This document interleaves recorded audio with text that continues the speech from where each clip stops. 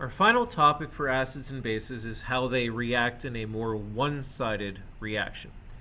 Specifically, when a strong acid is mixed with a strong base, the reaction is typically very one-sided. It happens in one direction. It's a special type of double replacement reaction called a neutralization reaction. So the hydrogen positive 1 ion is going to combine with the OH minus ion to form water, and whatever remaining ions are going to combine together to form some sort of salt. Now, a salt is an ionic compound that can typically dissolve in water. So those are going to be the two products that we're going to see if we mix a strong acid with a strong base. So how would we represent the neutralization reaction of hydrochloric acid with sodium hydroxide? Well, HCl and NaOH are going to be my two reactants.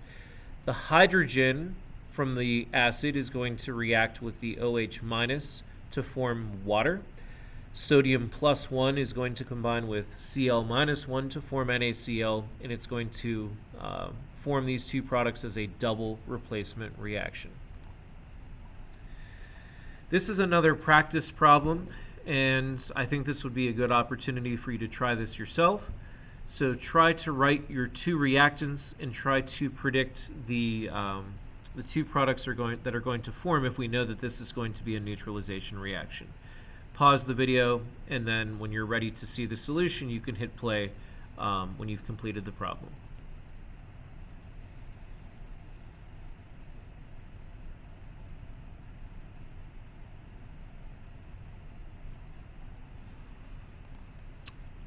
Our two reactants are calcium hydroxide and nitric acid.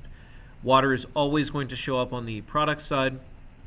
Now, the thing to keep in mind is calcium has a +2 charge, nitrate has a -1 charge, so when you cross down the charges, the 2 from the calcium is going to cross down next to the nitrate, and the -1 is going to cross down to the calcium, leaving you with calcium nitrate. This reaction is obviously not balanced. If we did want to balance it, we could throw a 2 in front of this HNO3, and then we could also throw a 2 in front of the H2O to fully balance this particular reaction.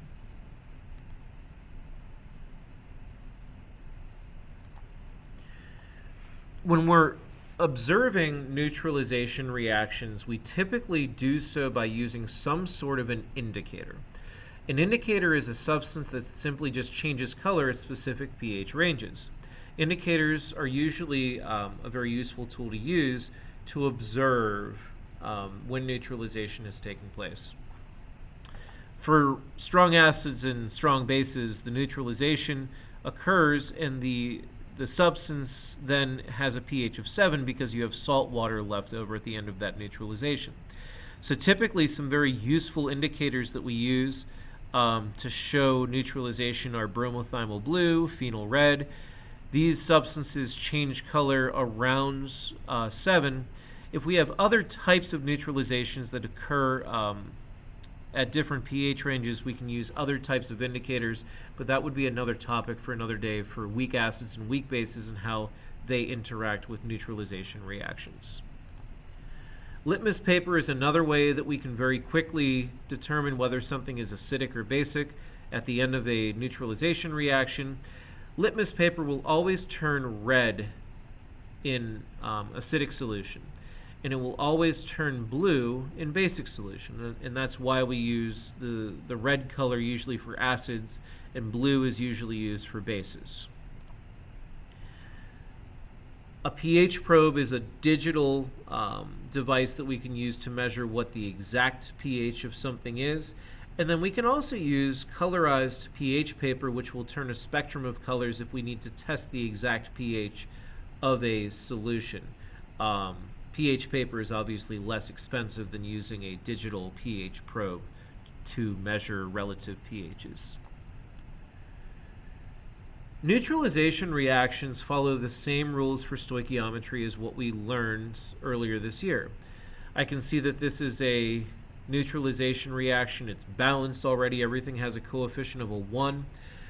But what I'm trying to figure out here is how many milliliters of sodium hydroxide at 1 molar would be required to completely neutralize the 50 milliliters of HCl that I'm starting out with at 0.10 molar. To handle this particular situation, I'm actually allowed to use molarity as a conversion factor. So if I'm starting with 0.050 liters of HCl, I can change molarity into a conversion factor to simply just say that 0.10 mole of HCl is dissolved for every 1 liter of HCl, and that will allow my liters of HCl to cancel out. Following the stoichiometry of this reaction, I know that these two substances are going to react in a 1-to-1 ratio in terms of their moles. And then I can also use the concentration of NaOH that I know that I'm using, and I can change that into a conversion factor because I know that 1 liter of NaOH is present for every 1 mole of NaOH that's present. Allowing my units to cancel for me, I'm left with 0.0050 liters, and if I want to change that back into milliliters, I can multiply that by 1,000, and I would simply just need 5 milliliters to cause all of that HCl to be fully neutralized. That concludes our discussion of acids and bases.